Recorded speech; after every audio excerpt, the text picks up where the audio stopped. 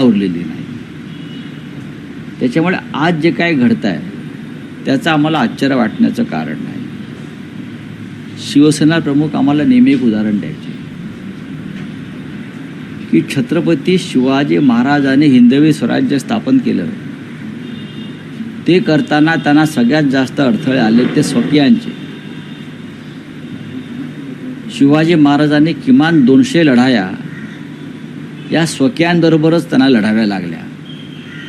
तेव्हा कुठे त्यांना आपलं कार्य, आपला झेंडा फडकवता आला.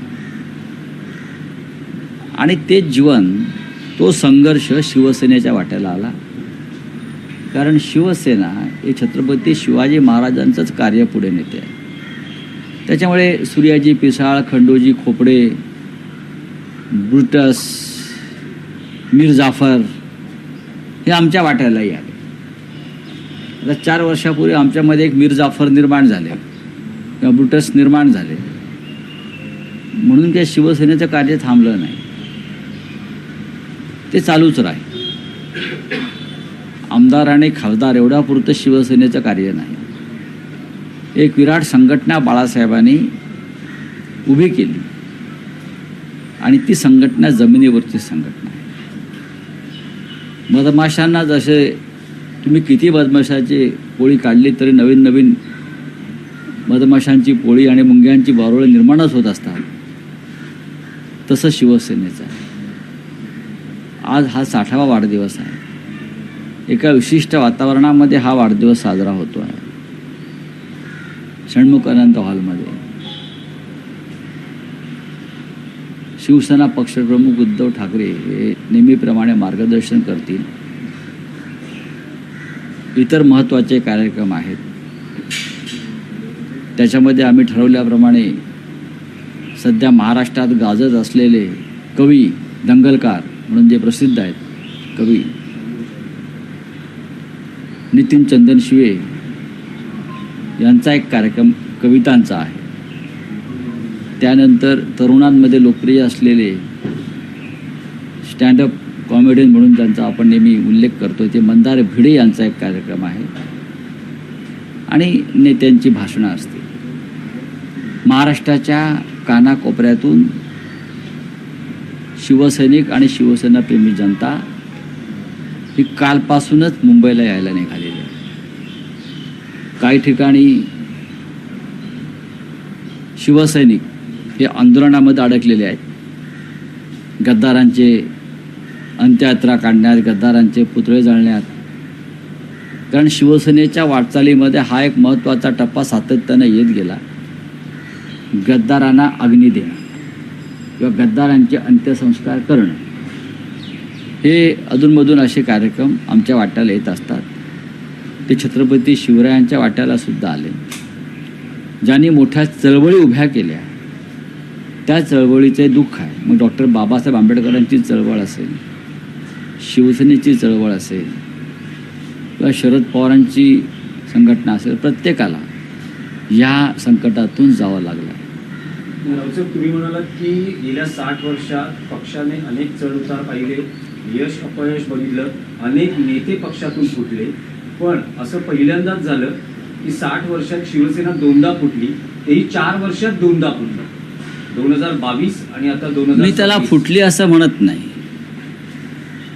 माणूस फुटतो कधी की एक वैचारिक वारसा घेऊन फुटतो, एखाद्या विचारासाठी फुटतो किंवा बाहेर पडतो. जर तू स्वतःला विकण्यासाठी बाजारात उभं केलं आहे लिलावात आणि तुला कोणी विकत घेतलं त्या लिलावात, तर त्याला फुटणं म्हणत नाही विचारासाठी, त्याला विकणं म्हणतात. तसे आमचे 6 लोक 2 दिवसापूर्वी बाजारात उभे राहिले राजकीय गोलपिठ्यात आणि त्यांनी स्वतःची बोली लावली आणि ती बोली जी आहे त्यांनी दिलेल्या बोलीवर त्यांना विकत घेतलं गेलं. फुटले काय मोठा महान विचार घेऊन ते फुटले. काय विचार काय आहे? एकाला तरी विचारा त्यांना शिवसेनेचा काय विचार माहिती आहे. आता मला गंमत वाटते, काल ते जळगावच्या मावशीबाई जामनेरच्या सांगत होत्या काय त्यामुळे काँग्रेसच्या मांडीवर शिवसेना बसल्यामुळे हे 6 लोक सोडून गेले. अरे मावशे, हां ती तमाशातले मावशे असते ना, हां अशा मावश्या सगळ्या भाजपमधल्या. महाविकास आघाडीमध्ये काँग्रेस पक्ष आहे आणि त्या काँग्रेस पक्षाच्या मदतीनं हे 6 लोक निवडून आले ना काही ठिकाणी. तेव्हा तुम्हाला माहीत नव्हतं महाविकास आघाडीत काँग्रेस आहे ते? माहीत होतं ना की महाविकास आघाडीमध्ये काँग्रेस पक्ष आहे, राष्ट्रवादी काँग्रेस पक्ष आहे. हे त्या 6 लोकांना माहीत होतं ना. आता मोठं सांगतायत तुम्ही. आणि काँग्रेसचा या मावशीबाईला जामनेरच्या काँग्रेसचा एवढा तिटकारा कशा करताय? या काँग्रेसमुळे देशाला स्वातंत्र्य मिळालं. तुम्ही काय केलं? या काँग्रेसमुळे देशाला स्वातंत्र्य मिळालं. लोक तुरुंगात गेले काँग्रेसचे, क्रांतिकारक झाले. तुम्ही दाखवा नाही क्रांतिकारक देशासाठी ज्याने आपला प्राणाचं त्याग केला असा कोण आहे का तुमच्याकडे भारतीय जनता पक्षामध्ये? आम्हाला सांगा. तेव्हा उगाच हे बोलू नका काँग्रेसचे नावं घेऊन. आणि काय ते म्हणे बंड केलं. कसलं बंड? बंड भगत सिंगांनी बंड केलं, 50 कोटी घेतले होते काय? राजगुरूने क्रांती केली, 100 कोटी घेतले होते. बंड आणि क्रांतीला बदनाम करू नका. भारतीय जनता पक्षाच्या लोकांनी कधी स्वातंत्र्याच्या काळात किंवा इतरत्र कोणतेही बंड किंवा क्रांती केली नसल्यामुळे त्यांना बंड आणि क्रांतीची व्याख्या माहीत नाही. हां बंड केलं म्हणे, बंड केलं, यांचं बंड. कसलं बंड? बंडही नाही, फूटही नाही. यांनी स्वतःला बाजारात उभं केलं विकण्यासाठी, बोली लावायला सांगितली, बोली लागली, ते निघून गेले. तुम्हाला आजची गंमत सांगतो. अजूनही हे लोक मुंबईत नाही आहेत. यांच्यामध्ये मंत्री कोणी घ्यायचं ह्याच्यावरून वाद सुरू झालेले आहे. तेव्हा तोडगा असा निघालेला आहे की मंत्रिपद एकालाच मिळेल आणि त्याची भरपाई म्हणून उरलेला 5 जणांना आणखीन 25-25 कोटी रुपये देते. पण तुम्ही आता गोंधळ घालू नका. एकाला मंत्री करू आणि जे मंत्री होणार नाहीत त्यांच्यासाठी अजून 25-25 कोटी रुपये या वर्षभरात देऊ असं त्यांचं रात्री मांडवली झालेली आहे. यांच्याकडून तुम्ही बंडाची किंवा विचारांची काय अपेक्षा करताय? त्यांच्या मतदारसंघात प्रेतयात्रा काढतायत लोक. हे बिळात लपून बसलेले आहेत. तर हे बाहेर पडू शकत नाहीत. यांना पोलिसांचे बंदोबस्त लावलेले आहेत. का? तुम्ही काय गुन्हा केलेला नाही, तुम्ही काय पाप केलेलं नाही, तुम्ही स्वच्छ आहात ना. मग तुम्हाला आता पोलीस ताफा एवढा मागे पुढे कशा करता? आणि या राज्याचं पोलीस खातं फक्त गद्दारांच्या रक्षणासाठीच आहे का? कायदा सुव्यवस्था ढासळली आहे या महाराष्ट्रामध्ये. महिलांवरचे अत्याचार वाढलेले आहेत, खून दरोडे वाढलेले आहेत, हत्या वाढलेल्या आहेत, फसवणुकीचे किडनॅपिंगचे गुन्हे वाढलेले आहेत. पण संपूर्ण पोलीस दल देवेंद्र फडणवीस यांनी जर गद्दारांच्या रक्षणासाठी लावला असेल तर हा जनतेच्या पैशाचा अपव्यय आहे. गद्दाराने त्यांच्या हिमतीवर गद्दारी केली आहे ना. मग हिमतीवर फिरून दाखवावं ना. तुम्ही हिमतीवर गद्दारी केलीत, तुम्ही हिमतीवर 50-50 कोटी रुपये घेतलेत, तुम्ही हिमतीवर 200-200 कोटीचे ठेके घेतलेत. मग त्याच हिमतीवर तुम्ही रस्त्यावरती मोकळेपणाने फिरा खासदार म्हणून. लाज असेल तर खासदारकीचा राजीनामा द्या, ही माझी मागणी आहे पक्षातर्फे. ज्या पक्षाच्या चिन्हावर तुम्ही निवडून आलेला आहात, ज्याच्यासाठी आम्ही रक्ताचं पाणी केलेलं आहे उद्धवजींनी, पक्षानं, कार्यकर्त्यांनी, थोडी जरी लाज शिल्लक असेल, ज्यांनी खोट्या शपथा घेतल्या आपल्या आईबापांच्या आणि साईबाबांच्या आणि आई भवानीच्या, त्यांनी त्यांच्याकडनं काय अपेक्षा करा? राजीनामे द्या आणि उघडपणे जनतेला सामोरं जा. होय, आम्ही राजीनामा दिला आणि आम्ही पुन्हा निवडणुकीला सामोरं जातो. तुमच्यात हिंमत असेल ना तर एक करा. माझं त्या भाजप जे लोक त्यांचं जे काय समर्थन करतात त्या गद्दारीचं ना, मी काल सांगितलं आहे आणि हे सगळ्यांचा माझ्या पक्षाच्या वतीनं मी सांगतो, अर्धा तास फक्त ईडी CBI मिळू द्या. भाजपचे महाराष्ट्रात 7 तुकडे होते आणि सगळ्यात आधी पक्ष सोडणाऱ्यामध्ये गिरीश महाजन असतील. एवढ्या भानगडी आहेत त्याच्या. जे 6 खासदार गेले त्यांच्यामधून ओमराजे निंबाळकरांकडून अशी माहिती मिळते की मी कुठल्याही पत्रावर सही केली नाही, माझ्या वडिलांच्या बाबतीतला जो निकाल आहे तो लागल्यानंतर मी पुढचं नाही काय बघा, असं काही नाही, असं काही नसतं. ते जेव्हा पक्षाचा आदेश येतो, जेव्हा पक्षादेश असतो, ज्या पक्षानं तुम्हाला आमदार केलं, एकदा 2-1 वेळा खासदार केलं, तेव्हा पक्षाचा आदेश आणि पक्ष संकटात असतो, तेव्हा तुम्हाला किमान 4 तास काढावे लागतात. कोर्ट घरात भरत नाही ना. कोर्ट घरात भरतं का? कोर्ट पुण्यात तर भरत नाही ना. आम्हाला का शिकवता? नाही, पण ईशान्य मुंबईमध्ये संजय दिना पाटील, तुम्ही दोन्ही भावांनी जोर लावला, की ती जागा निवडून आली. शिवसेनेमुळेच जिंकले. खरं म्हणजे त्यांना जायचं काहीच कारण नव्हतं. काय त्यांना जायचं कारण काय होतं? त्यांच्या मुलीला तिकीट दिलं. निष्ठावंत आमच्या महिला कार्यकर्त्याला डावलून यांच्या हट्टासाठी, फॅमिली कौटुंबिक हट्टासाठी आम्ही त्यांच्या मुलीला तिकीट दिलं. सगळ्यांचा विरोध होता. मुलींना आज वर्धापन दिनाच्या शुभेच्छा दिल्यात. त्या मी सोबत आहे. बाळासाहेब ठाकरे पक्षाबरोबरच आहेत. वडिलांचं काय विचारा? वडील तर म्हणाले की काल तुम्हाला पण सांगितलं त्यांनी की मी येतो. मग का नाही आले? आम्ही वाट बघत होतो. आम्ही काल खासदार संजय दिना पाटील शिवसेनेचे यांची काल दिल्लीमध्ये आम्ही वाट पाहत होतो आणि आम्हाला खात्री होती की ते येतील व्हीप बजावल्यावरती. त्यांना यावं असं का वाटलं नाही? काल पक्ष संकटातून जात असताना, संकटाशी झुंज देत असताना आपलं कर्तव्य बजावावं असं ज्यांना वाटलं नाही, त्यांनी आता उगाच कशा करता कोणी अकलेचे तारे तोडावे. जिल्हा प्रमुखांची बैठक बोलवली आहे. या बैठकीमध्ये उद्धव ठाकरे काही आदेश देणार, जे 6 ठिकाणी जे खासदार फुटले. नाही, आदेश देतील ना ते आज ऑपरेशन बैठकाला. तुर्वा तुम्ही जे म्हणताय की अधिकृत भूमिका असणाऱ्या पक्षाची की यापुढे या खासदारांना कळेल तुम्हाला. नाही, राऊतसाहेब, रावसाहेब 6 खासदार फुटल्याचं हे ऑपरेशन टायगर सक्सेस झाल्यानंतर आता पुढच्या टप्प्यामध्ये 50 नगरसेवक संपर्कात आहेत शिंदेच्या आणि हा, 16 तुमच्या माहितीसाठी सांगतो तुम्हाला. तुम्ही आजचा वॉशिंग्टन पोस्ट वाचा किंवा न्यूयॉर्क टाइम्स वाचा. त्याच्यामध्ये तुम्ही जे म्हणता ना हे फुटणार 50, परवा मोदी आणि ट्रम्पची भेट झाली. दोघे बोलतायत बघा, कोणत्या भाषेत बोलतात ते माहीत नाही, पण ते बोलतायत दोघे असे एकदम. त्यात मोदी ट्रम्पला सांगतायत, बाबा ट्रम्प सावध, तू शिंदे इकडे येतोय, तुझे 40 खासदार फोडतोय म्हटलं. असं मोदींनी ट्रम्पला सांगितलं आहे. तुम्ही जे प्रश्न विचारताय ना ते निरर्थक नाही, आहे. राऊतसाहेब, यातलं एक असं काय कोण आहे 50 फोडणार, 60 फोडणार? ज्यांना विकत जायचं आहे ते कुठेही जातील ना. त्यांची काय हिंमत त्या फोडण्याची? मी मगासपासून म्हणतोय ना, सत्तेवरती बसलेला आहात. ठेकेदारीचा आणि महाराष्ट्राचा लुटीचा पैसा आहे. हा लुटलेला पैसा, मर्याद पैसा तुमच्याकडे आहे. त्या पैशाचा हा माज आहे.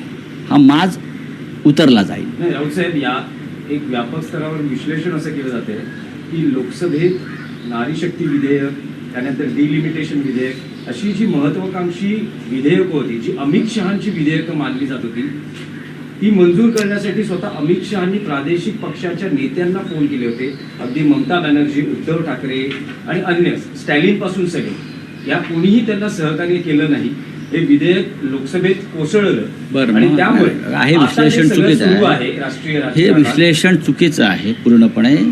त्याला नंबर गेमसाठी आम्ही आमच्या पक्षाचा बळी द्यायचा का? तुमच्या नंबर गेमसाठी आम्ही आमच्या प्रादेशिक अस्मितेचा बळी द्यायचा का? उद्या तुम्ही नसाल अमित शहा हे काय त्या संजीवनी गुटिका खाऊन जन्माला आलेले नाहीत ना. नाही, द्रोणागिरी पर्वतावरची पुणे अमर आहे का? बोलिए सर, आपने कल एक ट्वीट किया ऑपरेशन तुड़वा, उसको लेके पुलिस ने भी लेटर दिया है कि कहा है कि सबको देखना है, और एकनाथ शिंदे की पार्टी की तरफ से संजय पाटिल हैं, किशोर पाटिल हैं, उनका बयान आया कि अगर किसी का बाप भी आ जाएगा तो वो जो एमपीज हैं उनको तोड़वा नहीं कर पाएगा। अच्छा, तुम्हारा बाप का नाम बताइए, बोलो असली बाप का नाम बताइए। हमारे बाप का नाम बाला साहब ठाकरे है। तुम बोल सकते हो तुम्हारा बाप का नाम बोल सकते हो? शिवसेना के बाप का नाम बाला साहब ठाकरे है। ये देखिए, छोड़ दीजिए, ये सब बिके हुए लोग हैं। ये पैसे के पीछे वो लोग पागल हो गए हैं। उनको ना कोई निष्ठा है, ना लॉयल्टी है। गांजा पीते हैं, नशा करते हैं और इस प्रकार की बातें करते हैं। और क्या है? आप क्यों ध्यान देते हो? आपको मालूम है किशोर पाटिल कहाँ से आते हैं? आपको मालूम है? आपको मालूम नहीं है तो आप ये सवाल नहीं पूछना चाहिए। किशोर पाटिल जैसे लोग जो है, मैं उनको नहीं पहचानता हूँ। मुझे मालूम नहीं आदमी कौन है और आप उनके नाम से मुझे सवाल पूछ रहे हो। सर, हेडलाइन चल रही है एक न्यूज चैनल। हेडलाइन कौन चलाएगा? हेडलाइन तो किसकी भी चलती है ना। आजकल गद्दारों की बड़ी हेडलाइन चलती है, निष्ठावान हेडलाइन नहीं चलती मीडिया में। NDTV पे चली होगी हेडलाइन। सर, आपने हमेशा राहुल गांधी की लीडरशिप को सपोर्ट किया है। राहुल गांधी का आज बर्थडे है, आपने ट्वीट करके उनको विश भी किया है। देखा, राहुल जी देश के नेता है। राहुल जी एक लोकप्रिय नेता है। राहुल संघर्ष करते हैं जिसकी आज ज़रूरत है। राहुल सच बोलते हैं और राहुल के लीडरशिप ने ही मोदी जी को सबसे बड़ा चैलेंज खड़ा किया है। इसलिए तो ये तोड़फोड़ चल रही है ना। 2029 में राहुल जी के नेतृत्व में हम सरकार बनाएंगे केंद्र में। मैं आपको बोल रहा हूँ, ये मोदी और शाह को मालूम है। इसीलिए तो ये पार्टी तोड़ने का जो और स्टेट तोड़ने का जो कार्यक्रम चल रहा है ना, वो वही डर के मारे चल रहा है। 2029 में हम सरकार बनाएंगे राहुल जी के लीडरशिप में, दिल्ली में, केंद्र में। ये डर है ये लोगों के मन में।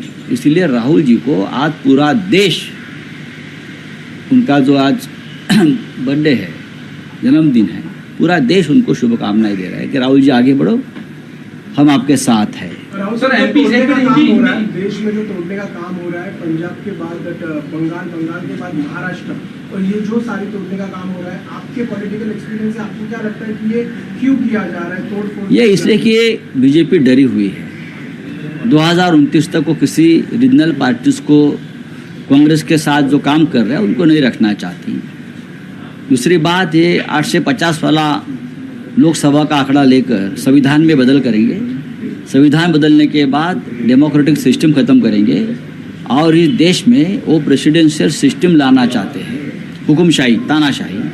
इसलिए सब चल रहा है, लेकिन हमें होने नहीं दे। सर, कल सुनेत्रा पवार जाके अमित शाह से मिली। अब ये भी हो रहा है कि जो शरद पवार के एमपीज हैं उनको भी तोड़ने का काम देखेंगे ना।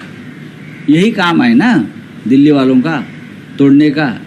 और किसको मैंने बोला ना, कल मोदी और ट्रम्प की जो मीटिंग हो गई, आपने फोटो देखा होगा। मोदी जी को ट्रम्प को बता रहे हैं काम में, तो ये बता रहे हैं कि आपके भी एमपीज शिंदे तोड़ने को आ रहा है, सरकार संभालो आपकी। आप देखो, इस प्रकार की बातें करते हैं लोग। सर, आज 60वां वर्धापन दिवस, 60 साल शिवसेना को हो गए। ये बहुत लंबा सफ़र है और बहुत ही संघर्षपूर्ण सफ़र है। हर मोड़ पर हमें संघर्ष करना पड़ा है, चाहे हिंदू हृदय सम्राट बाला साहब ठाकरे हो, चाहे उद्धव ठाकरे जी हो, हम सब हो। और हमने हमेशा संघर्ष करते करते यहाँ तक हम पहुँचे हैं। कितने बार हमारे पीठ पर घाव हमने झेले हैं। आगे से कोई घाव नहीं करेगा, हिम्मत नहीं होगी। जो घाव हुए हमारे पीठ पर हो गए, कल तक हो रहे हैं, आगे भी हो गए, लेकिन हम आगे जाएंगे। महाराष्ट्र में और केंद्र में हमारी सत्ता आएगी, तब हम उनको दिखाएंगे क्या है। चलिए, थँक्यू। 16 षण्मुखानंदमध्ये साजरा होतो, दुसऱ्या गटाचा नेस्कोमध्ये, त्या गटाच्या त्यांचा एखाद्या गटाचा असेल, त्यांचा तिसरा किंवा चौथा त्यांच्या गटाचा आहे, बरं का. पण त्यांचा गट या दिवशी नव्हता स्थापन झाला. अमित शहाला त्यांची जन्मपत्रिका त्यांच्या गटाच्या अमित शहाकडे आहे. तर अमित शहाला कुंडली बघायला सांगा, त्यांचा जन्मदिवस नक्की कधी आहे. आज शिवसेनेचा वर्धापन दिन आहे. म्हणजे हिंदू हृदय सम्राट बाळासाहेब ठाकरे यांनी जी शिवसेना स्थापन केली त्याचा 60वा आहे. आता तुम्ही जे म्हणताय काय, तर त्याचे जे कुंडल्या आहेत, जन्मतारखा, जन्मदाखले, जन्मवेळ, कुठल्या इस्पितळात